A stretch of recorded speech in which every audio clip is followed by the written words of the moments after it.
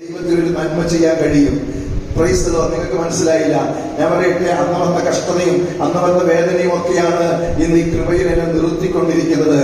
ഒരുപക്ഷെ ഞാൻ തെറ്റിപ്പോകാതിരിക്കാൻ, ഞാൻ ദൈവകൃപ വിട്ടു പോകാതിരിക്കാൻ, ഞാൻ പാപം ചെയ്ത് ദൈവത്തിനാൽ അകന്നു പോകാതിരിക്കാൻ, ഞങ്ങളുടെ കുഞ്ഞിനെ മുന്നേ എടുത്തിട്ടുണ്ടെങ്കിൽ അങ്ങനെയും ദൈവത്തിന് നന്മയ്ക്കാക്കി തീർക്കാൻ കഴിയും.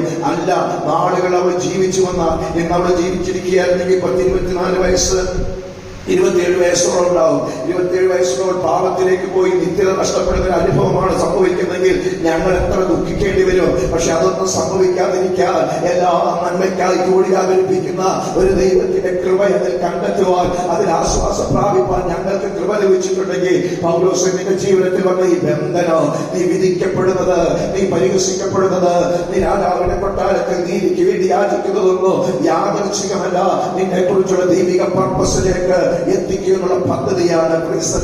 അങ്ങനെ ആ കൈസരയെ ചൊല്ലി അവരൊരു യാത്ര പുറപ്പെടുകയാണ്. അവരൊരു കപ്പൽ യാത്രയ്ക്ക് വേണ്ടി പോവുകയാണ്. ആ കപ്പൽ യാത്രയിൽ പൗലോസിനൂടെ കൂടെ 276 പേരുണ്ട്, പൗലോസ് അടക്കം. ആ കപ്പൽ യാത്ര മുന്നോട്ട് പോകുമ്പോൾ പൗലോസിനെ യോമയിൽ എത്തിക്കത്തില്ലെന്ന് പറഞ്ഞ് കഴിഞ്ഞ ആളുകൾ പോരാടിയ അതേ അന്ധകാര ശക്തികൾ അവിടെ പ്രബലപ്പെടുവാനിടയായിരുന്നു. കൊടുങ്കാറ്റടിക്കാൻ തുടങ്ങി, തിരമാല ഉയരാൻ തുടങ്ങി, അവർക്ക് മേലെ ഈശാനമുള്ളാതെ കാറ്റടിക്കാൻ തുടങ്ങി, അവിടെ പടക് തകരാൻ തുടങ്ങി. 14 ദിനരാത്രങ്ങൾ